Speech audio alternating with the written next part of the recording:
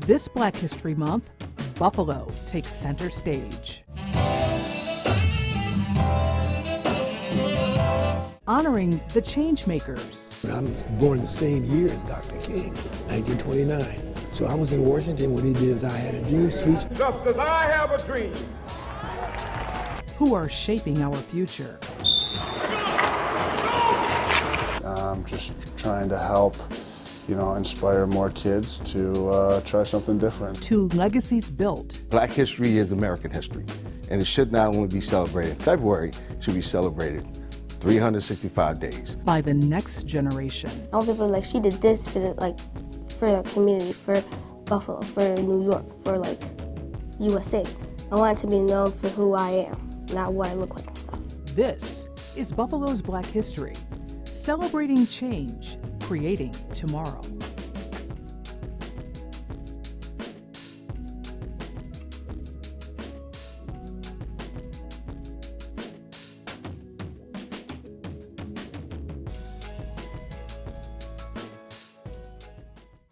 Thank you for joining us for this Two on Your Side special. I'm Claudine Ewing. Over the next hour, we are going to be celebrating Buffalo's Black history. We are also going to be looking at and celebrating changemakers who are empowering this community for a better tomorrow. But as we do that, we have to go back to the past.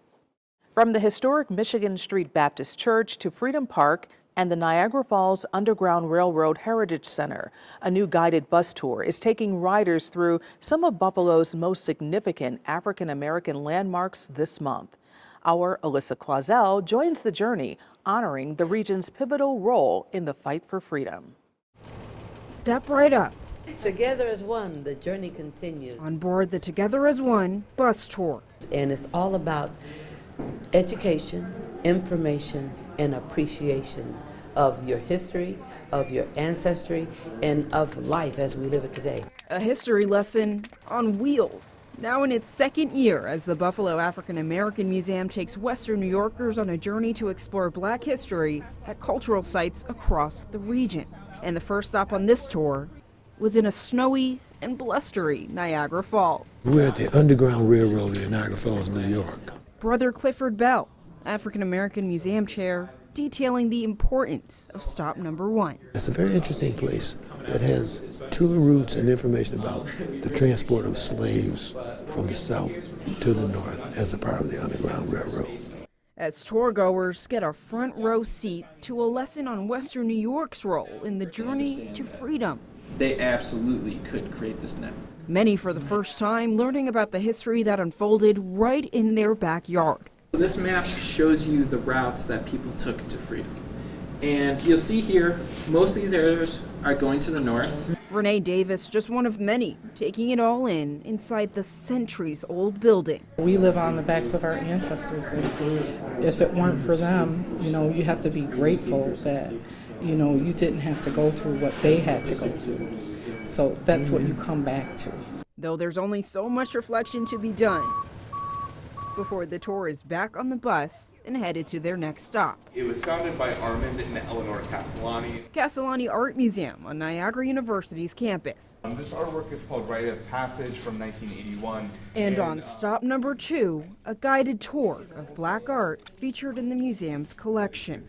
So we have these three individuals, the general standing in the center. The tour offering new experiences for people like Rebecca Fasanello. This is really nice and deep, and there are a lot of things that I had known from before. I won't say a lot of things, like a quarter, but most of the stuff I had never heard before. And taking people to Black history sites across the region by the busload is no simple feat. No, it's not easy. But for Ellen Harris Harvey, board trustee and executive administrator, the months of planning and preparation, all worth it. Because we never get tired of learning. We never get done learning. So every day when you wake up, it's like a learning experience when you tap into history and learning about what happened in the past, what's happening now, which will take us into the future. And for Brother Bell, who helped see the country through the civil rights movement in the 1960s. The journey continues. See, I'm a part of that old civil rights movement. I was born the same year as Dr. King, 1929. He's now 95, continuing the work he started decades ago leaving you with this portion of a poem he wrote, a poem defining the tour's mission. If you really want to move ahead, move carefully so it will last. For tomorrow and today are so much intertwined. If you ever are to achieve, it must first start in your mind. As we celebrate Black history, there is a new generation of young Black lawmakers who are really making a difference. In fact, in one village, there's the first Black trustee. Nate Benson will tell us about her and also about some other young Black lawmakers who are pushing policies that will make a difference in their communities. When it comes to history, it's always evolving, and the legacy of Black political leaders in Western New York is rich with firsts. Names like Arthur Eve, Brother Clifford Bell, Cora Maloney, Betty Jean Grant, Majority Leader Crystal Peoples-Stokes, and dozens of others who paved the way for a new generation. In the last year, a new wave of Black political leaders were sworn into seats throughout the region, and a new wave of firsts. In the 125-year history of the village of Kenmore, Trustee Brittany Jones. I am the first Black person to hold this position, from my understanding. The historians have told me. Jones is a mother and a law clerk for Judge Jeanette Ogden, and driven by a calling to serve the public. She didn't know that her appointment to the Kenmore Village Board would be a historic one until Mayor Patrick Mang told her shortly before she was sworn in. A year later, the significance of her role and leadership is not lost on her. It's significant because when you're involved, you have a seat at the table and you get to make decisions for your community. And so it gives me an opportunity to bring a different perspective that may not have been a part of the discussions from years past. At the county level, political checkers have made room for two young and new legislators to ascend. Lawrence Dupree was elected to the 1st District seat after Howard Johnson resigned to take a position with the County Board of Elections. Taisha St. Jean Tard was appointed legislator to the 2nd District after April Baskin was elected to the New York State Senate last November, the first Black woman from Western New York to hold that position. Both legislators echoed the sentiment of Kenmore trustee Brittany Jones that representation is important. The only way to make true change is rolling up your sleeves, getting dirty, and doing the hard work, and having tough conversations and being at that table. And that's why I'm involved, and that's why I'm so big on getting people involved in government. I am the first Afro-Latina to have this spot. And when I go through schools or when I'm going to the community and they're like, thank you for being that representation. While there's been great strides in terms of representation in politics, I imagine there are still those challenges, right? Yes, there's always challenges. Every day is better than it was the day before, but doesn't mean we're where we need to be at. And that's okay, because we need people to see that we're working. Doesn't matter the challenge, doesn't matter what comes on. We're just going to keep pushing forward. One of those challenges is at the national level, and a rolling back of policies that emphasize diversity, equity, and inclusion. It's sad, but I think that's the good part of where I'm at is we see what's going on nationally, but that doesn't stop what we're doing here locally. And that's what I try to tell everyone is that it's so important to vote locally and to be involved in what goes on locally, because we can't control what happens nationally, but we can control what happens here. It is hard to see. I mean, diversity is important. It's not a threat. It's not a threat to our community. It only strengthens our community. For all three leaders, they got involved in politics thanks to the inspiration of those who came before them, in hopes that one day they will be the types of leaders to inspire the next generation. How much of a weight on that shoulders is it for you to be that leader? It is a weight on my shoulders, but it's something I can handle. Yeah. I had a very strong mother who instilled a lot of things in me. My father was in the Army, and he taught me that it's nothing you can't do. You just got to have a work ethic and try hard, and I did that. Sometimes it is, but I always believe that you're given this pressure and this big moment to make a difference. And I'm gonna knock down some doors to make sure that the people after me can just walk in. Lawmakers aren't the only ones making change. In City Hall, they honored those in arts, music, even in sports for what they're doing for this community. The legacy, the contributions, the excellence of the African American culture and the African American people who have played such an important role, not just in the city of Buffalo, but across this nation. And we're going to do so by celebrating, acknowledging, and honoring some incredible African American leaders we have here right in City Hall, right here in the city of Buffalo. Here are the honorees. In arts, Solar Ingram, also known as the community's daughter. In business, the Buffalo Criterion. The Community Preservation Award went to the Michigan Street African American Heritage Corridor. You can't speak about Black history without mentioning the city of Buffalo. So many important events took place here, and there are so many pioneers that's called this place home. People like Mary Talbert, Reverend Nash, just to name a couple. People who have helped shape this city and laid the groundwork for our honorees today to pick up that mantle and run with it. The Community Service Award went to Monarch of Infinite Possibilities. For education, Canisius University President Steve Stout. And the Faith-Based Award, Elam Christian Ministries. Buffalo's tomorrow greatly depends on what we do today. And so it's important that we are focused on diversity, equity, and inclusion so that the fruits of that labor and the fruits of those efforts are born decades well into the future. I want to thank you all for loving Buffalo as much as I do. The Family Award went to the Pridgeon family. For health and wellness, the Body of Wealth. For law, Judge Craig Hanna. And the Youth Award went to Jason Rowe.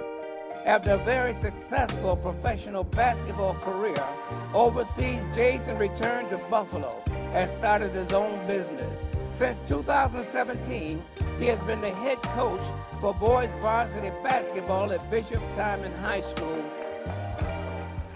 Ahead, activism from the classroom. I wanted to make change. I wanted to be the reason why there's change. To college campuses. It's really like the unity of it all, kind of just being around people that look like us and also have been the same experiences that we've been through. A younger generation challenging the past to shape the future. There's no turning back the clock. We're not going back. When Buffalo's Black History, celebrating change, creating tomorrow, returns.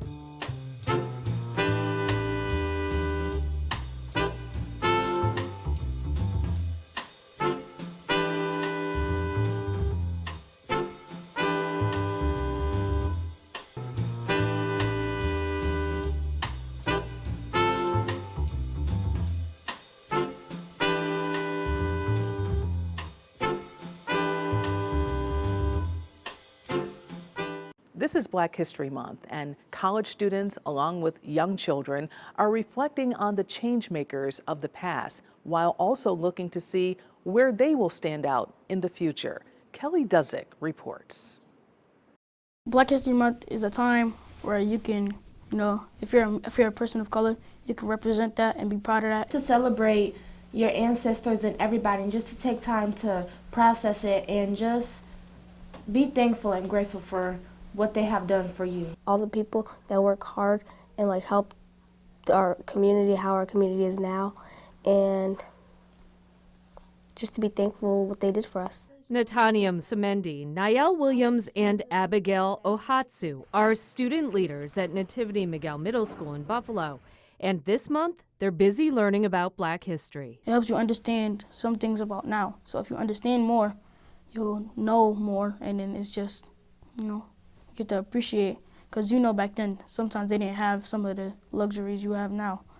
So it just makes you feel grateful that they did what they did. At the University of Buffalo, seniors Bobby Cheeves and Malik Thompson are also student leaders. I really wanted to be immersed in the Black community at UB, so I was looking around, and I seen BSU, and it seemed like a really welcoming group. The Black Student Union celebrates every Black History Month with the Black Explosion Fashion Show, highlighting the work of Black designers, models, and crew members.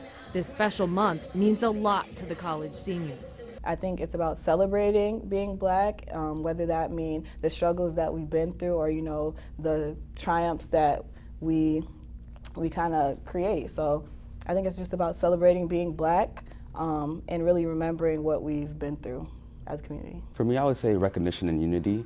I say recognition because America was built on the backs of Black Americans. So we take this month to really recognize and kind of remember what the contributions were, celebrate those contributions.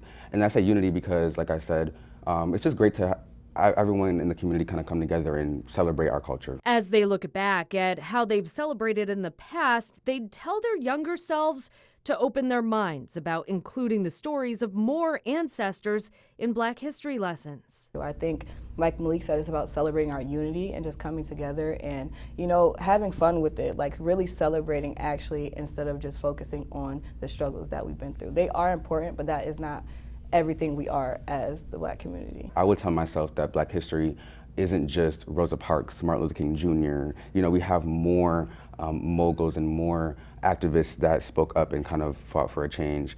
Not only that, but like Bobby said, it's not just the struggle, it's not just civil rights, it's just we've done so much throughout our time, and just kind of immersing myself more into that and kind of just exploring more rather than just doing what I learned in school. And despite being about a decade younger, that's something the middle school students are already on board with. Of course, we all know Barack Obama, Nelson Mandela. We all know, everybody knows about them, but there's some people that people don't know about. As for when they get older, the middle schoolers have these goals in mind. I want to make Buffalo known. I want to make people know where I'm from and like people like me, like where they came from and their background and history. Someone that's known for being respectful and kind, and if you just search up my name, you'll find me. I want people to like, she did this for the community, for Buffalo, for New York, for like USA. I want it to be known for who I am, not what I look like and stuff. As a 12-year-old, you are Black history. Black history doesn't just mean doing these big things, it's you living your everyday life. I think that's an important thing that I would tell myself. There is something to be said about fraternities, especially Black fraternities. They look to people like Frederick Douglass. So let's go inside Omega Psi Phi. The Omega Psi Phi fraternity was founded, it was the first African-American fraternity that was founded at Howard University, November 17, 1911. W. Charles Brandy is a member of the Buffalo chapter, founded in 1923, one of the first African-American fraternities in Buffalo and the Niagara frontier.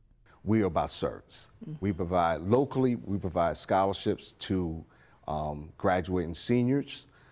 We have provided over $150,000 in scholarship. We've seen their service feeding a community. Originally, the idea of Black History Month started as Black History Week. Carter G. Woodson is a member of Omega Psi Phi. He brought it to the fraternity, and the fraternity implemented it as part of the Achievement Week, where every chapter will go out and celebrate African-American accomplishments. Black history is American history, and it should not only be celebrated in February, it should be celebrated 365 days. So in our respective chapters, we make sure that we provide programs that emphasize the importance of African-American history. We have a program called Brother You On My Mind that deals with African-American males' mental health. We have that in conjunction with the National Institute of Health. Why are Black fraternities needed, necessary? Are they going away? No, we're not going away. We're here to stay. If you look at Buffalo history, we stand on the shoulders of great men that have come before us. We have 3 schools in the Buffalo Public Schools that are named after Omega men, the Round People's School of Excellence, the Claude Clapp, and then we have the George Blackman School. These are all individuals, when they were alive, they provided exceptional service to the community. And nationally, the fraternity has been instrumental in the Freedom Ride demonstrations and testing Supreme Court rulings on segregation, as Chesley McNeil explains in this Omega video. The story of Brother Farmer and countless other Omega men who stood on the front lines of the civil rights movement are not just chapters in the fraternity's history, they are integrated into the narrative of America's journey towards justice and equality. Omega Psi Phi is definitely Black history, because when others have shied away from the hard push for equality, for justice, we have stepped up to that plate, whether it be the great Jesse Jackson. There's no turning back the clock. We're not going back. We're here to stay. Our contribution to American history and this country is vital, is essential, and we want everyone to understand that Omega is going to be at the forefront, and we're going to take on that burden. Will fraternities like Omega Psi Phi ensure that the history of the African American people is not erased. The history of what your fraternity has done to help men is not erased. Our collective advocacy is going to be crucial as we move forward in this era, regardless of who's in the White House, Congress. That's why it's vital that we are part of the process. Omega Psi Phi Foundation blocks manhood, scholarship, perseverance, uplift. Coming up, the Buffalo Bills making history with new minority owners. This is inspiring to so many people that look like us. And from the football field to the hockey rink. This Buffalo Sabre is breaking barriers. On the ice, off the ice, whatever the case is, just trying to help, inspire more kids to try something different. When Buffalo's Black History, celebrating change, creating tomorrow, returns.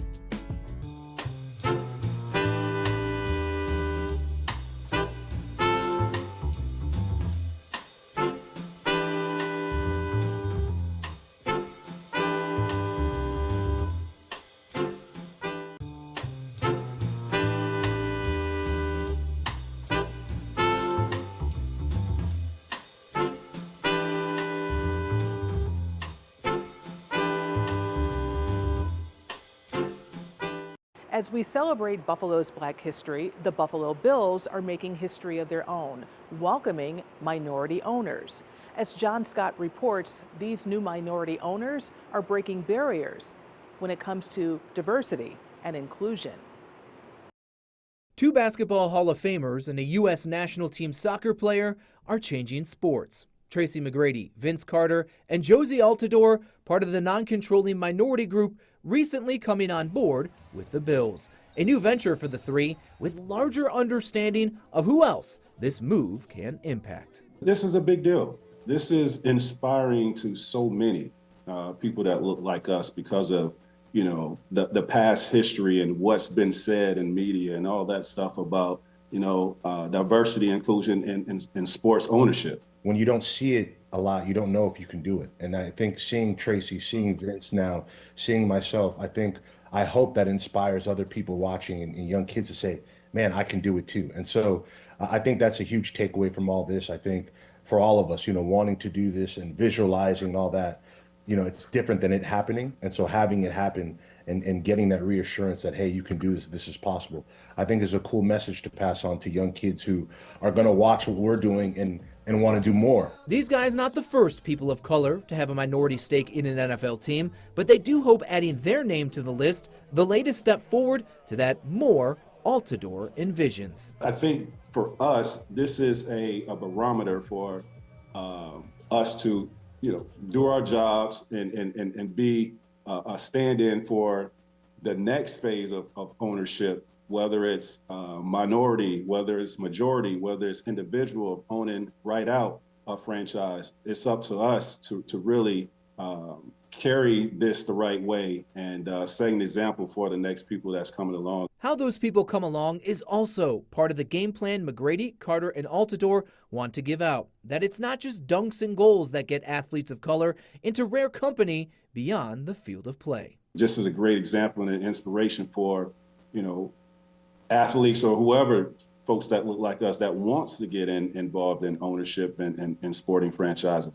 It's possible, but it's not just about how you go and about your career and what you do from a performance standpoint. It's how you carry yourself throughout your career, how professional you are, right? The integrity that you carry throughout your career. And that's why some of those doors open for us to have this. Doing things the right way means something down the line, okay? Because when you walk away from the sport, or all of these opportunities, yeah, you may have a lot of money in your pocket, but when you want to move forward and join organizations like this, they look at the other side of that also, not just what you accomplished, what Max said, as well as Josie. So this is what I'm excited about. Like I said, helping the team and the organization any way I can, but actually the youth under us who are aspiring to be owners and leaders of their community. Making change beyond the game. From the football field to the rink, Jordan Greenway of the Buffalo Sabres is making his mark on and off the ice. He's one of the few black NHL players. Pete Gallivan shares his story about how he is inspiring the next generation of athletes. Call him a trailblazer. It's definitely an honor, huge honor. I don't think it's fully set in like maybe it will a couple years into the future. Just as Willie O'Ree broke the NHL's color barrier decades before with the Boston Bruins, Sabres forward Jordan Greenway also opened the door for players of color. In 2018, he became the first black player to be named to a U.S. Olympic hockey team. Just being able to go to the Olympics playing for Team USA alone is, you know, a tremendous accomplishment, a tremendous honor for myself. And then, yeah, being the first African American to make that team is, you know, I guess even tops it off even more. Jordan and his younger brother JD were raised by a white family in a predominantly white community of Canton, New York. He says while he played other sports, hockey quickly became his passion. From youth hockey right up to his days at Boston University, his color was never a consideration. My coaches, my teammates, you know, the parents, whatever the case is, for the most part, looked at me as a hockey player.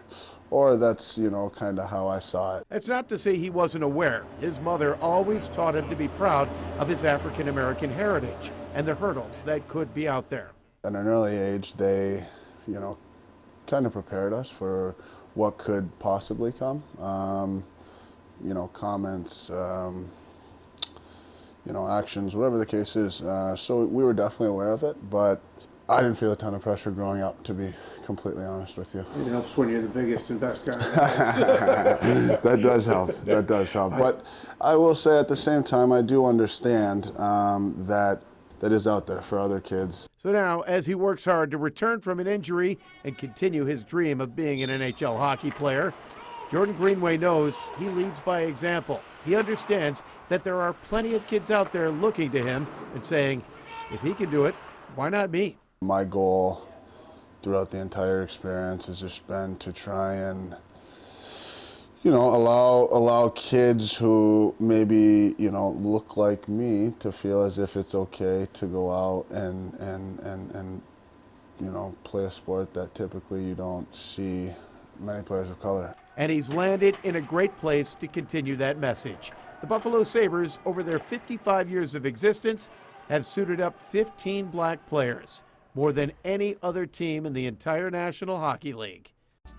Ahead, we pay tribute to the Trailblazers. The NAACP, when we look at it, it took its root from the Niagara movement. Those who led civil rights movements and the community members who look to follow in their footsteps. It's not just about taking, it's about giving and building something for, you know, for when we're gone too. When Buffalo's Black History, celebrating change, creating tomorrow, returns.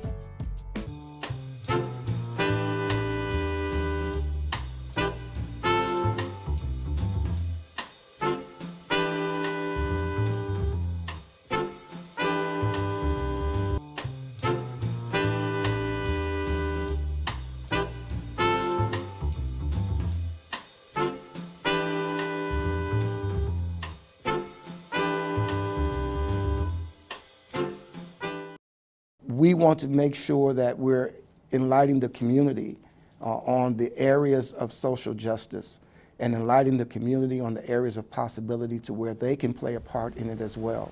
Buffalo has long been a city of resilience and resistance, playing a pivotal role in the fight for social justice, from its deep roots in the civil rights movement to its key involvement in the NAACP. The NAACP, when we look at it, it took its root from the Niagara movement, which started here in this very location that we're in right now. And then after that, the precursor for that was the NAACP. The Buffalo branch, dating back 110 years, one of the oldest in the organization's history, more than a century of fighting for freedom. That movement starting with the Underground Railroad, and now that continues by honoring people like Rosa Parks. The NFTA is actually doing that by saving a seat on every bus. Our Alexandra Rios Malvia shows us. Before, you could sit anywhere on the bus, but now one seat is reserved not for a passenger, but for a civil rights icon. Right, so Rosa Parks was a very courageous woman. She was a strong black lady. A very inspirational woman. It's a seat no one could take, but everyone can see. She was tired. This black and white sign marks the spot where Rosa Parks' legacy now lives on NFTA buses and paratransits. For the first time ever, the NFTA is reserving a seat on every bus to honor the woman who nearly 70 years ago refused to give up her seat, sparking a movement for racial equality. She wouldn't get out of her seat for nobody, no matter what color it was. That was her seat. She paid to get on the bus. That's where she sat, so that's where she's supposed to sit. Some passengers say they've noticed people respecting the seat, while others are still learning why it's there. People who get on the bus, like all of us, we all don't even sit there. And if people do sit there, somebody's like, hey, don't sit there, it's just, for respects for her. It's a nice history moment. The NFTA joins other transit agencies across the country in dedicating a seat to Rosa Parks, keeping her story alive for future generations. As we get older, we forget stuff, but when we see stuff like that, like momentums and like that, we're like, oh yeah, I remember learning about her. Keeps it alive. The NFTA says the tribute is here to stay throughout the entire Black History Month, ensuring every ride is a reminder of the woman who made it possible. A local black business owner is giving back to the community, following in the footsteps of Rosa Parks. His name is Dennis Wilson. Our Natalie Foss has more on his story. For Dennis Wilson Jr., the Oak Room is more than just a business. This was a hub. We call it the hub. A hub for community, connection, and legacy. A neighborhood staple, bringing people together from all walks of life. Pretty much all economic levels, all walks of life come in and enjoy themselves. We kind of close to downtown. Whether you a city worker, whether you're a lawyer, whether you're a doctor, you can come in here and everybody can mingle and just have a good time. Located near the Utica station and just 10 minutes from downtown, Wilson created the Oak Room as a space where people could come together and share moments that go beyond the ordinary. You want to create something where people can enjoy themselves. People can come and meet. We had people who met here that got married. You had people who met and had kids. And a place that celebrates growth. For Wilson, it's about investing in a community that supported him for decades. People who elevated to different degrees and now, their own family and lives. And, a lot of times, we play some part in that life and we love that. And to me, that's building your legacy.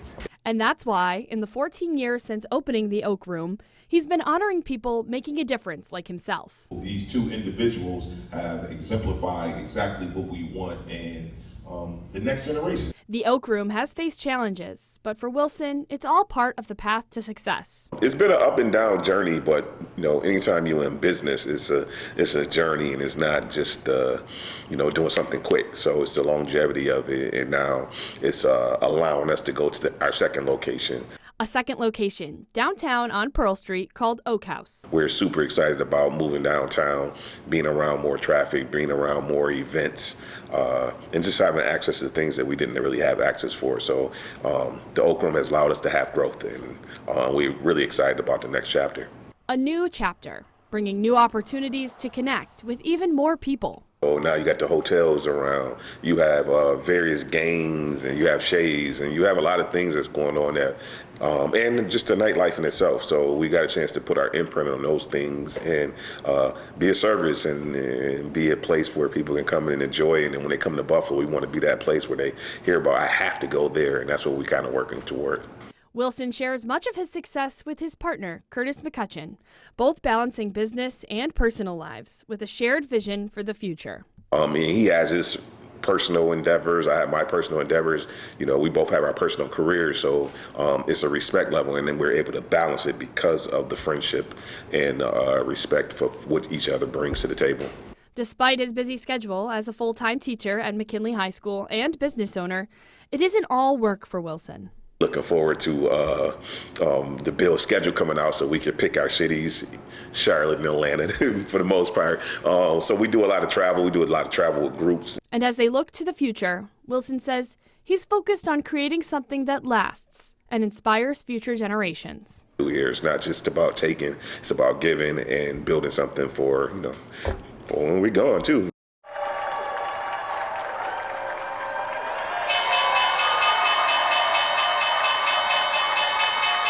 Chairman and CEO of M&T Bank, Renee Jones, ringing the opening bell at the New York Stock Exchange in honor of Black History Month on February 3rd.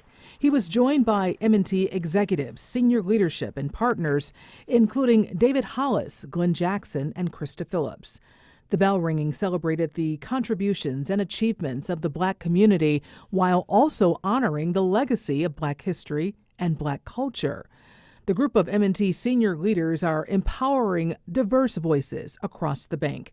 Partners from Carver Bank and the Jackie Robinson Foundation were also there for helping to advance educational and economic opportunities within the Black community. Still to come, artists across the board shaping Black history. To play Denzel's best friend is pretty cool in the first place. From the big screen to the stage.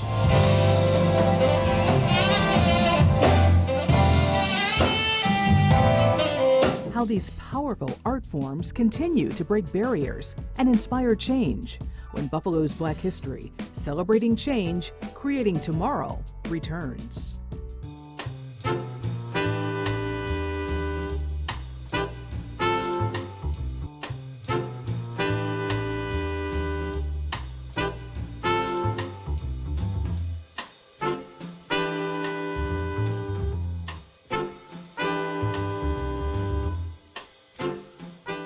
Art, music, and culture, they all play a role in fostering us as a community. No one knows that better than Stephen McKinley Henderson. He is an actor, but for him, it's more than just entertainment. He says this is death. You can't work on your career, you have to work on your craft. Actor Stephen McKinley Henderson. We sat down inside Ujima Theater, founded by the late Lorna Hill. I got to do one of my favorite productions ever. We got to do Antigone. He attended Lincoln University and the Juilliard School. A two-time Tony nominee for his roles in Between Riverside and Crazy and Fences, a recipient of the John Houseman Award, and he was inducted into the American Theater Hall of Fame at the Gershwin Theater. When I looked on the wall and saw the names, Robeson and Ozzy and Ruby and and now Stephen McKinley Henderson is up there. Everybody in that group said, "You got the longest name." There have been nervous times. One when he played a bass player in Ma Rainey's Black Bottom with Whoopi Goldberg. And I had to start this song, He's 75 and still working. I'm working because I look 75. I'm working. I'm playing the old guys. And he calls it a hero moment to be featured in the movie Civil War. Of airstrikes against American citizens. But it was a wonderful thing to do with Kirsten Dunst and Kaylee Spaney. The journey is the story, and now he's in the Netflix comedy A Man on the Inside with Ted Danson. Because I was here in Buffalo, they were in LA, and after the first table read, they said, get him out here. If you're wondering how this famed actor made it from Kansas City, Kansas to Buffalo, it was Studio Arena in 1981, and then a job at UB, a professor emeritus in the theater department, and he's worked with the best, playwright August Wilson. Did this play Jitney, which we brought through Buffalo. And on stage in the revival of Wilson's Fences with Denzel Washington and Viola Davis. Yeah, I got to be going. Opening night with Denzel and Viola, and the first scene of the play is the three of us. To play Denzel's best friend is pretty cool in the first place. The Academy Award-winning Denzel. When you're working with Denzel, you have to have the code word. You just say D. Henderson has been in 6 Oscar-nominated films, including Lincoln. Working with Spielberg and Daniel Day. He was Mr. Slade, the president's personal valet. It was William Slade who he trusted to take the messages and so forth. Do you feel fulfilled? Yeah, I gotta say, yeah, and to get to ask to do things at 75 is a joy.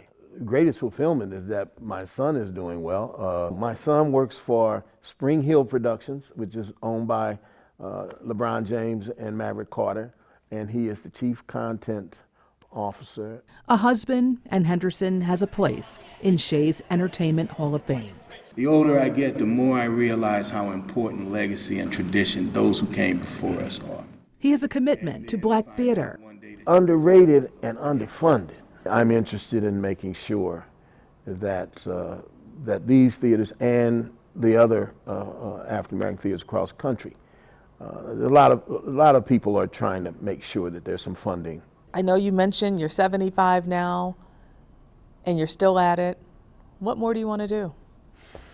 I want to help these theaters stay functioning, you know. Is that why Black history is so important? Oh, absolutely. Yeah.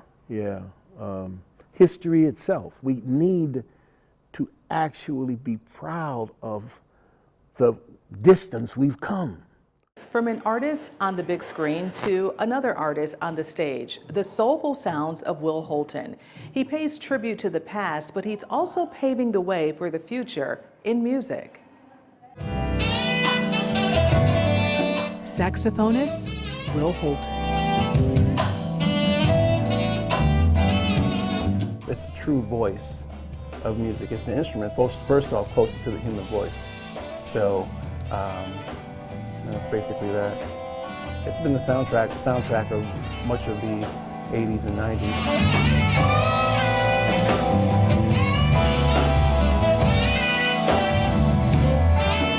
I was at a point where I was going to the Army, and I didn't get a promotion in 1997, and I was kind of jaded, but I was also heavily involved in my church, Greater Refuge Temple, and God one day spoke to me saxophone, and me not coming from a musical family, a family of laborers, I knew it was given to me at a time in my life where this is what you were going to do for the rest of your life. Niagara Falls in the house. Rochester in the house. Hey. West Side in the house. Here we go. Bring it out. So much history, rich history, and African American music, especially the saxophone. So many sounds have been emulated, meaning copycat. People have used the African American saxophone sound to generate their own stew, their own sound. This is Love Cadenza.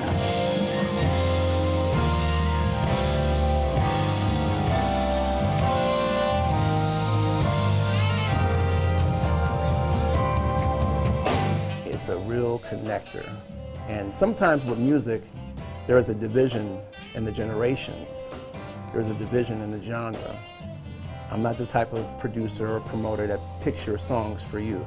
I want you to be you.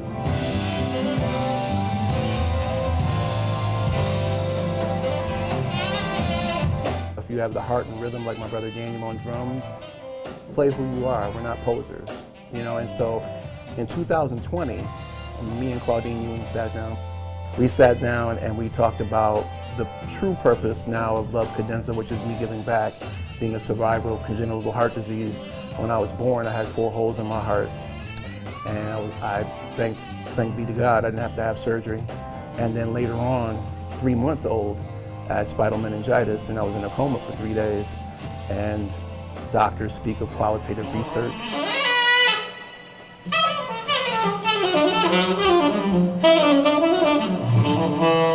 I believe in being real, and I can only speak about purpose by design.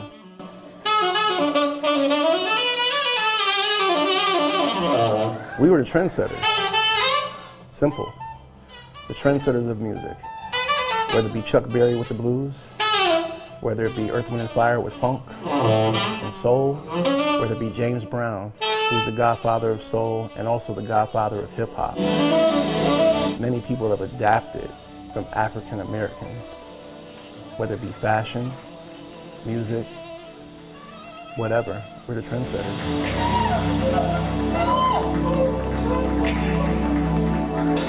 Live your dreams, and along the way, enjoy the small victories because they turn into the bigger victory in time.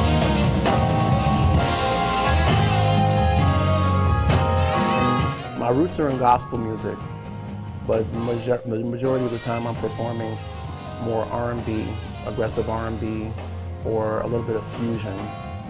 Yeah, I love that. I love all types of music. I mean, from when I grew up listening to Randy Travis with my dad, to listening to Biggie, to listening to John P. Key, to listening to Earth, Wind & Fire. Today and tomorrow, we celebrate Black history, the changemakers who shaped the past, and those who continue to inspire us for a better tomorrow. I'm Claudine Ewing. Thanks for joining us for this Two on Your Side special.